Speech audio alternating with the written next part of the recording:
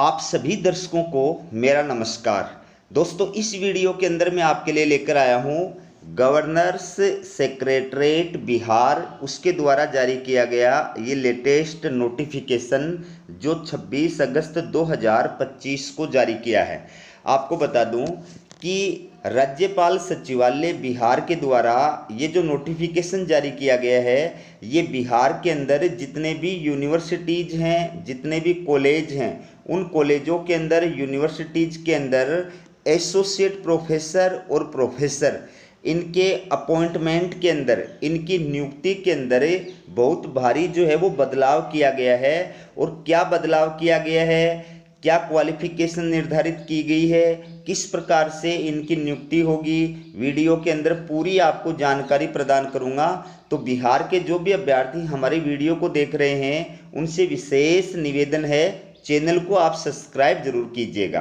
ठीक, तो दोस्तों, जैसा कि आप जानते हैं और अगर आपको नहीं पता है तो मैं आपको बता देता हूं कि बिहार के अंदर जो भी यूनिवर्सिटीज़ हैं और कॉलेज हैं, उनके अंदर एसोसिएट प्रोफेसर और प्रोफेसर इनकी आज तक यानी 4 दशक हो गए, आज तक कभी सीधी भर्ती जो है वो नहीं की गई है। बिहार के उच्च शिक्षा विभाग के इतिहास में इन दोनों पदों पर सीधी जो नियुक्तियां की गई थी वो 1984 में की गई थी। 1984 के बाद से लेकर आज तक कभी भी इन पदों पर जो है सीधी नियुक्तियां नहीं की गई हैं। इन पदों को प्रमोशन के जरिए ही हमेशा जो है वो भरा जा रहा है। ठीक है, तो सह कुलाधिपति, ठीक है, ऑनरेबल चांसलर, उन्होंने बिहार के सरकारी विश्वविद्यालयों और अंगीभूत कॉलेजों में प्रोफेसर और एसोसिएट प्रोफेसर की नियुक्ति के लिए जो परिनियम हैं उनको मंजूरी प्रदान कर दी है। और इन दोनों ही पदों के लिए अब जो चयन किया जाएगा वो साक्षात्कार के माध्यम से होगा और इनकी जो नियुक्ति की जाएगी वो बिहार राज्य विश्वविद्यालय सेवा आयोग के द्वारा की जाएगी। तो ये जो नोटिफिकेशन है वो इसी डेट से जो है इफेक्ट हो गया है, प्रभावी हो गया है। ये ऑफिशियल नोटिफिकेशन है। आप पूरा जो नोटिफिकेशन है ये आप देख सकते हैं। ठीक है, अब इसके अंदर मैं एक एक करके आपको पूरी जानकारी जो है वो प्रदान करूंगा। ये नोटिफिकेशन के बारे में बेसिक जानकारी जो है वो प्रदान की जा रही है। चैप्टर 3 के अंदर देखिए क्या कहा है, appointment of associate professor and professor, professor और एसोसिएट प्रोफेसर की नियुक्ति, उसके ऑब्जेक्टिव्स क्या हैं, यानी उद्देश्य क्या हैं। तो पहला जो उद्देश्य बताया है कि उन्हें छात्रों के समग्र विकास में रुचि होनी चाहिए। दूसरा जो उद्देश्य बताया है कि उन्हें छात्रों में अनुशासन विकसित करने के लिए उपलब्ध रहना चाहिए। और तीसरा जो उद्देश्य बताया है कि उन्हें प्रासंगिक शैक्षणिक मामलों में अच्छी तरह से पारंगत होना चाहिए, एक्सपर्ट होना चाहिए। ये 3 जो है ऑब्जेक्टिव्स बताए गए हैं। इसके बाद देखिए आप प्रोसीजर ऑफ अपॉइंटमेंट, नियुक्ति की प्रक्रिया। यूनिवर्सिटीज और कॉलेजों में प्रोफेसर और एसोसिएट प्रोफेसर की नियुक्ति किस प्रकार से की जाएगी, उसकी प्रक्रिया क्या होगी वो देखिए। तो पहला जो पॉइंट है इसमें क्या कहा है कि बिहार सरकार का शिक्षा विभाग आरक्षण रोस्टर के साथ एसोसिएट प्रोफेसर और प्रोफेसर के रिक्त पदों के संबंध में बिहार राज्य विश्वविद्यालय सेवा आयोग को अधियाचन भेजेगा। ठीक है, दूसरा जो पॉइंट है इसमें क्या कहा है कि नियुक्ति अखिल भारतीय विज्ञापन के माध्यम से की जाएगी। तीसरा जो पॉइंट है इसमें क्या कहा है कि एसोसिएट प्रोफेसर और प्रोफेसर की नियुक्ति बिहार राज्य विश्वविद्यालय सेवा आयोग की अनुशंसा पर की जाएगी। तो ये अपॉइंटमेंट का प्रोसीजर बताया गया है। उसके बाद में बात करें एलिजिबिलिटी की, पात्रता, यानी एसोसिएट प्रोफेसर बनने के लिए आपके पास में क्या क्वालिफिकेशन होनी चाहिए, कौन अभ्यर्थी यहाँ पर एसोसिएट प्रोफेसर के लिए पात्र है। तो सबसे पहला जो पॉइंट है इसमें क्या कहा है, a good academic record with A PhD degree in the concerned allied relevant disciplines, यानी जिस विषय में आप अप्लाई कर रहे हैं उस विषय में या फिर संबंधित विषय में, संबद्ध विषय में या प्रासंगिक विषय में गुड एकेडमिक रिकॉर्ड के साथ में आपके पास PhD की डिग्री होनी चाहिए। ठीक है, दूसरी बात इसमें क्या कही है, a masters degree with a least 55% marks और an equivalent grade in a point scale wherever grading system in followed. यानी आपके पास में जो पीजी की डिग्री है, मास्टर डिग्री है, उसमें कम से कम 55% मार्क्स होने चाहिए और अगर ग्रेडिंग सिस्टम है तो पॉइंट स्केल के अंदर आपके पास में समकक्ष ग्रेड से पीजी की डिग्री होनी चाहिए। तीसरा जो पॉइंट है इसके अंदर क्या बताया गया है, टीचिंग एक्सपीरियंस की बात की गई है कि आपके पास में एसोसिएट प्रोफेसर बनने के लिए कितने साल का टीचिंग एक्सपीरियंस होना चाहिए, कम से कम 8 साल का टीचिंग एक्सपीरियंस होना चाहिए। ठीक है, असिस्टेंट प्रोफेसर के पद पर कार्य करने का या इक्विवेलेंट समकक्ष पोस्ट पर कार्य करने का किसी भी यूनिवर्सिटी के अंदर, कॉलेज के अंदर, इंस्टीट्यूट के अंदर कार्य करने का आपके पास में और 8 साल का कम से कम टीचिंग एक्सपीरियंस होना चाहिए। बात करें रिसर्च पेपर की तो दोस्तों एसोसिएट प्रोफेसर के लिए यहाँ पर आपके कम से कम 7 रिसर्च पेपर जो है वो पब्लिश्ड होने चाहिए और ये research paper UGC listed journals के अंदर या पीर रिव्यूड जो जर्नल्स होती है या फिर SCOPUS इंडेक्स्ड जो जर्नल्स होती है, इनमें से किसी भी जर्नल्स के अंदर आपके कम से कम 7 पेपर जो है वो पब्लिश्ड होने चाहिए और आपका टोटल जो रिसर्च स्कोर है, आपका टोटल जो रिसर्च स्कोर है वो 75 अंक होना चाहिए। तो आप यहाँ पर एसोसिएट प्रोफेसर के लिए अप्लाई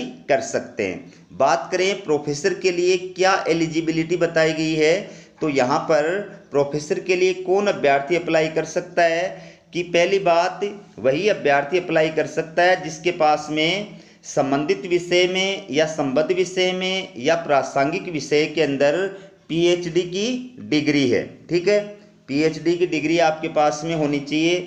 बात करें आपके रिसर्च पेपर की तो आपके 10 रिसर्च पेपर यहाँ पर पब्लिश्ड होने चाहिए। वही जर्नल्स हैं जो एसोसिएट प्रोफेसर के लिए बताई गई हैं, वही जर्नल्स हैं। एसोसिएट प्रोफेसर के लिए 7 रिसर्च पेपर पब्लिश्ड होने चाहिए, प्रोफेसर के लिए 10 रिसर्च पेपर जो है वो पब्लिश्ड होने चाहिए।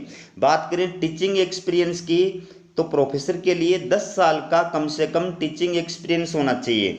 एसोसिएट प्रोफेसर के पद पर कार्य करने का या असिस्टेंट प्रोफेसर के पद पर कार्य करने का या इक्विवेलेंट पोस्ट पर कार्य करने का किसी भी यूनिवर्सिटी में, कॉलेज में, इंस्टीट्यूट में आपके पास में कार्य करने का या नेशनल जो इंडस्ट्री वगैरह होती है उसके अंदर कार्य करने का 10 वर्ष का टीचिंग एक्सपीरियंस होना चाहिए। जबकि एसोसिएट प्रोफेसर के लिए ये जो एक्सपीरियंस बताया गया है वो 8 वर्ष का बताया गया है। ठीक है, और आपका जो टोटल रिसर्च स्कोर है वो कितना होना चाहिए, टोटल रिसर्च आपका 120 मार्क्स अगर है तो आप यहाँ पर जो है वो प्रोफेसर के लिए अप्लाई कर सकते हैं। चैप्टर 4 जो है इसके अंदर रिजर्वेशन के बारे में कहा गया है कि बिहार स्टेट गवर्नमेंट का जो रिजर्वेशन से रिलेटेड नीतियां हैं, रूल्स हैं, उनके अकॉर्डिंग अभ्यर्थियों को आरक्षण का लाभ प्रदान किया जाएगा।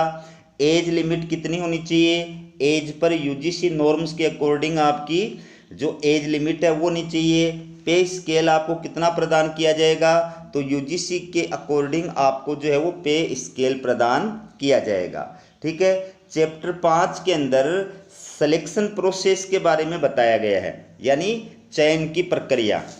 ठीक है, तो पॉइंट नंबर 1 है, इसमें क्या कहा है कि विश्वविद्यालय या कॉलेजों में एसोसिएट प्रोफेसर और प्रोफेसर के पद पर नियुक्ति के लिए स्क्रीनिंग दिशा निर्देश में दिए गए मापदंडों के अनुसार स्क्रीनिंग के दिशा निर्देश दिए गए हैं। आगे मैं आपको दिखाऊंगा, बाकायदा इंडेक्स दी गई है, तालिका दी गई है। तो उस स्क्रीनिंग दिशा निर्देशों के अनुसार जो एसोसिएट प्रोफेसर है उसके लिए रिसर्च जो स्कोर है वो 75 मार्क्स होना चाहिए। प्रोफेसर के लिए रिसर्च स्कोर है वो 120 मार्क्स होना चाहिए। और ये स्कोर जो है रिसर्च स्कोर किस प्रकार से तैयार किया जाएगा वो भी मैं आपको जो है यहाँ पर दिखाऊंगा। तो ये आप इसमें देख सकते हैं, सिलेक्शन प्रोसेस के अंदर जो बेसिक बात है वो मैंने आपको बताई है। अब जो इंडेक्स आएगी वो क्या है, उसमें किस प्रकार से क्या किया जाएगा वो भी मैं आपको यहाँ पर बताऊंगा। बात करें कि आपका जो अपॉइंटमेंट किया जाएगा तो उसके लिए जो चयन समिति होगी उसमें कौन कौन होंगे, तो इसमें देखिए एसोसिएट प्रोफेसर और प्रोफेसर के पदों के लिए आयोग के द्वारा निर्धारित चयन समिति, जिसमें यूजीसी के मापदंडों के अनुसार कम से कम 2 सब्जेक्ट एक्सपर्ट होने चाहिए, 2 तो सब्जेक्ट एक्सपर्ट होंगे। और इसके अलावा संबंधित विषय में कुलपति का कम से कम 1 प्रतिनिधि जो प्रोफेसर के पद के नीचे का नहीं हो, वो यहाँ पर इस चयन समिति के अंदर होगा। आपकी इसके तहत मेरिट जो लिस्ट बनेगी, ठीक है, वो किस प्रकार से बनेगी वो भी मैं आपको बता देता हूँ कि बिहार राज्य विश्वविद्यालय सेवा आयोग के द्वारा जो रिक्तियां हैं और आरक्षण रोस्टर है उसके आधार पर एक समग्र मेरिट सूची जो है वो तैयार की जाएगी। और इस समग्र मेरिट सूची में से अभ्यर्थियों द्वारा दी गई विश्वविद्यालयों की वरीयता को ध्यान में रखते हुए विश्वविद्यालयवार पैनल तैयार किया जाएगा। यानी बिहार राज्य विश्वविद्यालय सेवा आयोग के द्वारा जिस प्रोसेस से असिस्टेंट प्रोफेसर का जो मेरिट सूची तैयार करो और फिर सिलेक्शन की प्रोसेस की जाती है, उसी प्रकार से इनका भी प्रोसेस आगे जो है वो संपन्न किया जाएगा। ठीक है, इसके बाद में ये आप देख सकते हैं, ये है वो इंडेक्स तालिका जिसके आधार पर अभ्यर्थियों को शॉर्ट लिस्ट किया जाएगा, उनका एपीआई स्कोर जो है वो तैयार किया जाएगा। तो यहाँ पर देख सकते हैं गाइडलाइंस फॉर स्क्रीनिंग एंड और short listing of candidates for appointment to the post of associate professor and professor in the university and colleges. ठीक है, तो इसके माध्यम से और अभ्यर्थियों का स्क्रीनिंग किया जाएगा और उनको इंटरव्यू के लिए शॉर्ट लिस्ट किया जाएगा, ये मेथड है। तो रिसर्च स्कोर जो है आपका एसोसिएट प्रोफेसर के लिए 75 होना चाहिए, प्रोफेसर के लिए 120 मार्क्स होना चाहिए। और वो किस प्रकार से काउंट किया जाएगा, तो ये आप देख सकते हैं, आपके सामने दिया गया है। ये आपके पब्लिकेशन है, बुक वगैरह आपने पब्लिश कर रखी है, इंटरनेशनल पब्लिशर से की है या नेशनल पब्लिशर से की है, आपने कोई बुक के अंदर चैप्टर लिखा है, ठीक है, नेशनल है या इंटरनेशनल पब्लिशर की बुक में चैप्टर लिखा है, उसके अकॉर्डिंग आपको यहाँ पर अलग अलग मार्क्स जो है वो प्रदान किए गए हैं, इनको आप देख सकते हैं। अगर बुक का ट्रांसलेट किया है आपने तो उसके लिए अलग मार्क्स दिए गए हैं। ठीक है, इसके बाद में ये है क्रिएशन ऑफ आईसीटी। ठीक है, तो इसके आधार पर आपको अलग जो है वो मार्क्स प्रदान किए जा रहे हैं। ये है MOOCS, इसके आधार पर आपको अलग मार्क्स जो है वो प्रदान किए जा रहे हैं। ये है रिसर्च, चौथा नंबर का पॉइंट है रिसर्च गाइड। शोध निर्देशक अगर आप हैं, आपने अपने अंडर में किन्हीं अभ्यर्थियों को अगर PhD कराई तो उसके लिए देखिए PhD के लिए 10 पर डिग्री अवार्डेड, अगर आपने 10 डिग्री अवार्ड कर दिए कम से कम तो आपको कितने मार्क्स प्रदान किए जाएंगे। अगर आपको 5 पर थीसिस सबमिट, ठीक है, उसके अलग मार्क्स प्रदान किए जाएंगे। PhD या फिर यहाँ पर रिसर्च प्रोजेक्ट्स कंप्लीटेड, उसके जो है वो अलग मार्क्स प्रदान किए गए हैं। मोर देन 10 लाख और लेस देन 10 लाख, उसके अलग अलग मार्क्स जो है वो प्रदान किए गए हैं। तो ये पूरा जो तालिका है वो आप देख सकते हैं, इसके आधार पर आपका एपीआई तैयार किया जाएगा, रिसर्च स्कोर तैयार किया जाएगा। ये पेटेंट के मार्क्स हैं, अगर आपने इंटरनेशनल कोई पेटेंट कराया है तो 10 मार्क्स दिए जाएंगे, नेशनल पेटेंट कराया है तो 7 मार्क्स प्रदान किए जाएंगे। पॉलिसी डॉक्यूमेंट्स, इसके तहत अगर आपने इंटरनेशनल के अंदर ये पॉलिसी डॉक्यूमेंट्स के संबंध में कार्य किया है तो 10 मार्क्स प्रदान किए जाएंगे, नेशनल है तो 7 मार्क्स प्रदान किए जाएंगे, स्टेट है तो 4 मार्क्स प्रदान किए जाएंगे। अवार्ड वगैरह मिला हुआ है इंटरनेशनल लेवल का, नेशनल लेवल का, उसके अलग अलग मार्क्स हैं। फिर 6 नंबर के पॉइंट में आप देख सकते हैं इनके भी अलग अलग जो मार्क्स हैं वो प्रदान किए गए हैं। तो इस प्रकार से आपका जो है वो रिसर्च स्कोर तैयार किया जाएगा। ये पूरा जो है आप इसमें देख सकते हैं, ऑफिशियल नोटिफिकेशन यहाँ पर मैं आपके लिए लेकर आया हूँ।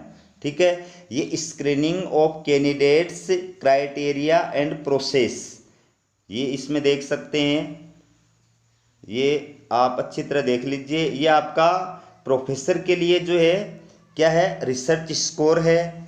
रिसर्च स्कोर 80 नंबर का होगा और 20 नंबर का इंटरव्यू होगा। तो आपके रिसर्च स्कोर प्लस इंटरव्यू के आधार पर आपका जो है वो सिलेक्शन किया जाएगा। ठीक है, एपीआई स्कोर के आधार पर शॉर्ट लिस्ट किया जाएगा और फिर 20 नंबर का इंटरव्यू होगा और दोनों की मिला करके मेरिट बनेगी और उसके आधार पर आपकी नियुक्ति की जाएगी। तो प्रोफेसर के लिए, और ये नीचे जो है वो एसोसिएट प्रोफेसर के लिए दिया गया है, यही है 80 नंबर का जो है वो रिसर्च स्कोर होगा, 20 नंबर का आपका इंटरव्यू होगा और ये 80 नंबर आपको रिसर्च स्कोर के किस प्रकार से दिए जाएंगे वो भी आप यहाँ पर जो है वो देख सकते हैं। ठीक है, तो ये थी दोस्तों बिहार के अंदर यूनिवर्सिटीज और कॉलेजेज के अंदर एसोसिएट प्रोफेसर और प्रोफेसर की सीधी भर्ती से नियुक्ति के जो नए दिशा निर्देश राजभवन के द्वारा जारी किए गए हैं उनसे जुड़ी हुई अपडेट। इसी प्रकार की अपडेट पाने के लिए चैनल को सब्सक्राइब जरूर कीजिएगा। हमारा वीडियो देखने के लिए आप सभी का बहुत बहुत धन्यवाद।